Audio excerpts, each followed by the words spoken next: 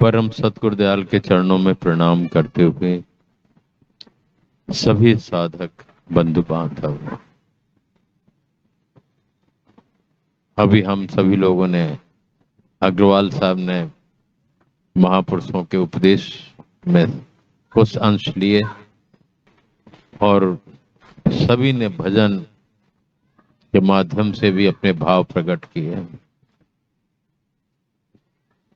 हम वर्षों से निरंतर महापुरुषों के जीवन वृतांत के कुछ अंश, उनके द्वारा फरमाए हुए वचनों के कुछ अंश श्रवण करते आ रहे हैं।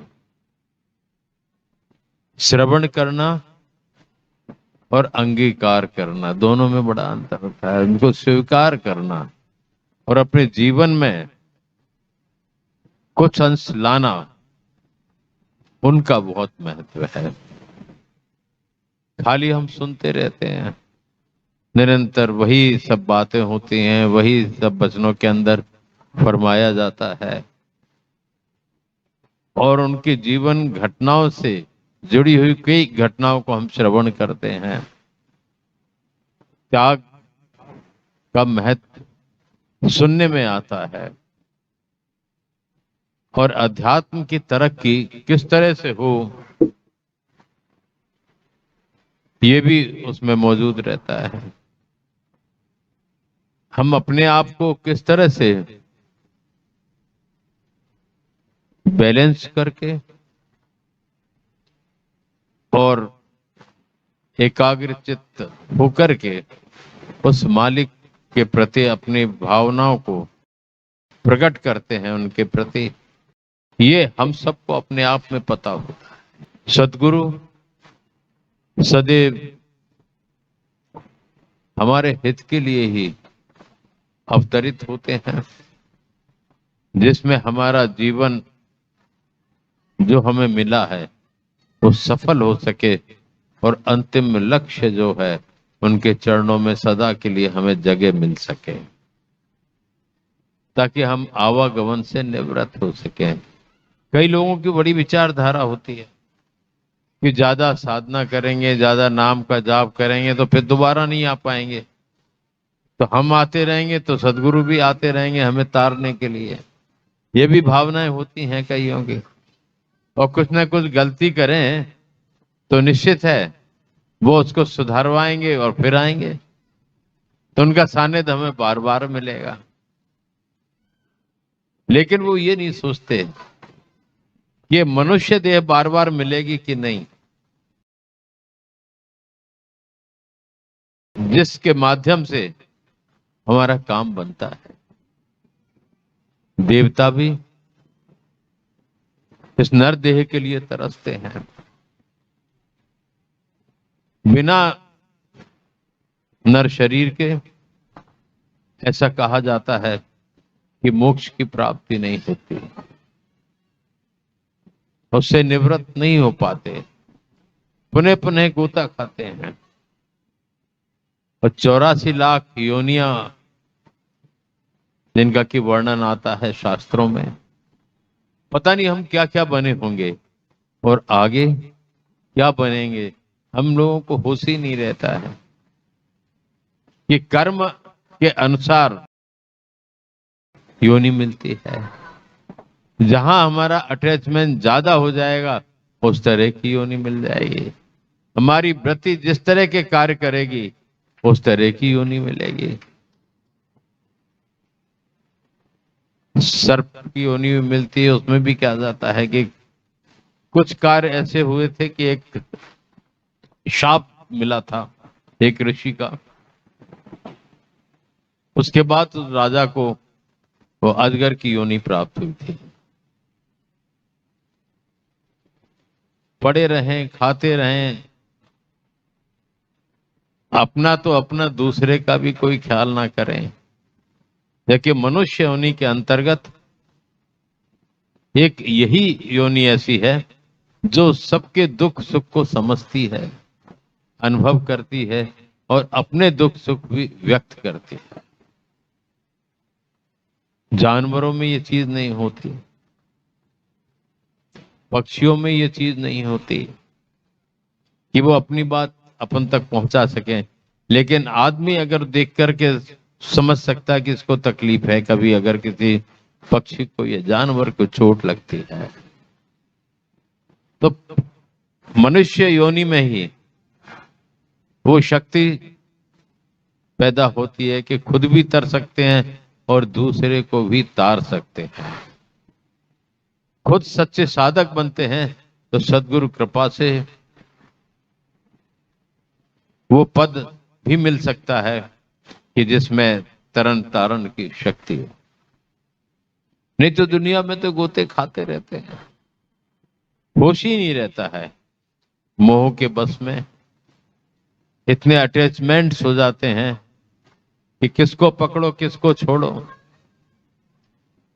अगर छोड़ दे तो स्वतंत्र है भगवान भजन के लिए, आराधना के लिए। जैसे कि एक पद में हुजूर मालिक साहब का था, मरकट सम, बंदर के समान हम लोगों की स्थिति है। लालचवश एक मटके के अंदर गुड़ रखा हुआ था, बंदर ने उसको गुड़ को उठाने के लिए हाथ डाला, उसका मुंह छोटा था, हाथ तो चला गया, फिर गुड़ उठा के मुट्ठी बन गई, तो अब वो निकल नहीं रहा है। मोह के बस में हम फंसते जाते हैं, ये भी चाहिए वो भी चाहिए और वो भी चाहिए, उसकी कृपा भी चाहिए, और ये भी ना छूटे और वो भी ना छूटे, तो बड़ा परेशान हो जाता है बंदर कि हाथ निकल नहीं रहा है और मिठाई छोड़ता है तो मिठाई जाती है। इसी तरह से हम उन बंधनों में पड़े हुए हैं, कहीं ना कहीं कि सबके साथ कुछ ना कुछ बंधन पैदा हो। अगर सदगुरु पे गुरु पे विश्वास करें तो वो बंदर अगर उस परमात्मा पे विश्वास करके छोड़ देता, स्वतंत्र हो जाता, वो कष्ट नहीं होता बंधन वाला। उसी प्रकार से कर्तव्यों का पालन करना तो जरूरी है, क्योंकि सारी व्यवस्थाएं उसने दी हुई हैं, पर अपने कल्याण का भाव भी उसके साथ जुड़ा रहना चाहिए कि अंदर से हम उधर लगे रहें और बाहर से अपने कर्तव्यों का पालन करें। कर्तव्यों के पालन के लिए उद्यम भी चाहिए, नौकरी भी चाहिए, ताकि हम परिवार का पालन पोषण कर सकें, लेकिन उसमें मोह बस बंधन न पाल लें। और वो साधक जो अंदर से उस मालिक से जुड़े होते हैं, नाम से निरंतर जुड़े होते हैं, तो वो बाहर के बंधन उस पर प्रभावकारी नहीं होते, और वो अंदर से चूंकि उससे जुड़ा हुआ है तो बाहर के कार्य करते हुए भी वो उससे अलग रहते हैं। उसी को निष्काम भावता कहते हैं। लेकिन हम अंदर से उन चीजों से जुड़ जाते हैं जो कि बाहर की होती हैं, इसलिए साधना में भी तरक्की नहीं होती, इसलिए जहां होते हैं वहीं पे बंध जाते हैं। तभी सतगुरु हमको नाम का सुमरन के एक सरल सहज व्यवस्था बताते हैं कि अगर नाम का सुमरन निरंतर निष्काम भाव से, श्रद्धा के साथ, विश्वास के साथ, जैसे गुरु स्वरूप पे हमारा विश्वास रहता है, उस प्रकार से उनके द्वारा फरमाए हुए नाम पर भी विश्वास की आवश्यकता है। अगर हम नाम का सुमरन निरंतर करते रहेंगे अंदर से, तो हम बाहर के बंधनों से बचे रहेंगे और बाहर के कार्य करते हुए भी हम उनके बंधन से मुक्त रहेंगे, क्योंकि अंदर से हम उससे बंधे हुए हैं, हमारा बंधन वहां है, तो बाहर के बंधन उतने प्रभावकारी नहीं होंगे। सारा साइंटिफिक है, सरल है, सहज है, समझ में आने की बात है, श्रद्धा और विश्वास से उसको ग्रहण करने की बात है। और विश्वास भी वो होता है, जरा जरा सी बातों पे डामाडोल स्थिति ये विश्वास नहीं है। स्थिर चित्त होकर के अगर हमने स्वीकारा है तो निश्चित तौर पर हमारे भाव के अनुसार, हमारी श्रद्धा के अनुसार उसकी दया का अनुभव भी प्रत्यक्ष अप्रत्यक्ष में सदैव होता रहेगा। तो हम सबको चाहिए, जीवन का बहुत समय निकल गया है, क्या लेना क्या देना, वहीं उन्हीं झगड़ों में हम पड़े रहते हैं। और जो लेना है वो लेते नहीं, जो देना है वो देते नहीं, जिससे कि काम बने। यहाँ की सारी व्यवस्था सबको पता है, यही रहना है। लेकिन चूंकि सदगुरु कृपा से अपन उस रास्ते पे लग गए हैं, तो उसमें अटूट श्रद्धा की आवश्यकता है, विश्वास की आवश्यकता है, ताकि हमारा काम बन सके और ये जीवन सफल हो सके। बहुत गई थोड़ी रही, थोड़ी हूँ अब जात। वो एक किस्सा है, शायद कोई ताल किसी राजा के यहाँ एक, क्या कहलाते हैं वो लोग, नर्तकी ने अपने जो तबला उनके साथ बजा रहे थे, उसको नींद सी आ रही होगी, तो उससे कहा उसमें कि बहुत गई थोड़ी रही और थोड़ी हुई अब जात। वो फिर आगे कहा ताल बिगड़ ना जाए, कि संभल के ताल बिगड़ नहीं जाए तो मेरा नृत्य खराब हो जाएगा। और इससे कई लोगों को शिक्षा मिली कि वहां के जो बादशाह थे, जो राजा थे, उनकी एज भी काफी हो गई और कुछ घटनाएं ऐसी थी कि उनकी जो बच्ची थी वो कहीं जुड़ गई थी। तो उसने ये सोचा कि बहुत समय निकल गया, अब तो राजा कम उम्र के हैं, ऐसे में मेरी कोई बदनामी ना हो और नहीं तो सारा सब कुछ बिगड़ जाएगा, तो मुझे होशियार हो जाना चाहिए। उसने वो रास्ता छोड़ दिया। ऐसी एक और कोई घटना साथ में हुई, वो रास्ता उसने छोड़ा, क्योंकि जो समय निश्चित है और हमारा समय सबका ऐसे ही चला जाता है। सोचे है फिर करूंगा, अफसोस है इसी का। अरे ठीक है, अब फिर करूंगा, भजन बंदी फिर करूंगा, नाम सिमरन फिर करूंगा। अभी तो जहां हमें लगता है कि अभी तो बहुत रहना है, ये लगा रहता है। और कई जीवंत घटनाएं हैं जो बहुत कम एज में कई तरीके से चली जाती हैं, हम वहीं के वहीं रह जाते हैं। तब फिर हमें होश आता है कि हमें ये क्या, तब तक बहुत देर हो जाती है। वो भजन के हिमाचल वालों ने कुछ सुनाया, तो उसमें वो ध्यान आती है हमें कि जीवन खत्म हुआ तो जीने का ढंग आया, शम्मा बुझ चली तो महफिल में रंग आया। गाड़ी निकल गई तो घर से चला मुसाफिर, मायूस हाथ मलता बैरंग लौट आया। मन की मशीनरी ने जब ठीक चलना सीखा, बूढ़े तन के हर पुर्जे में जंग आया। और फुर्सत के वक्त में ना सुमिरन को वक्त मांगा, उस वक्त वक्त मांगा जब वक्त तंग आया।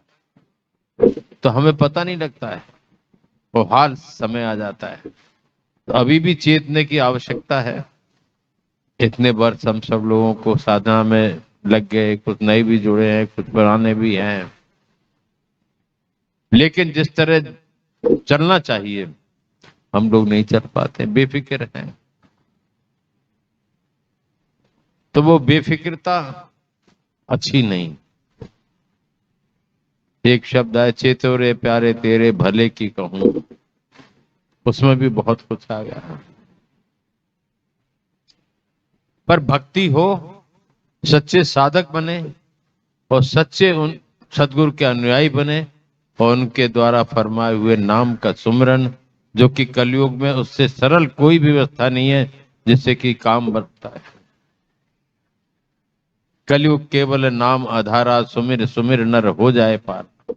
कलयुग में सरल कह दिया, पर वो नाम सदगुरु के द्वारा हमें मिला हो तो निरंतर उसको जप करते हुए अंतर में और अपना काम बनाए, ताकि हमारी एकाग्रता भी होगी और हम बाहर की चीजों से सिमटे भी और अंतर्मुखी होंगे।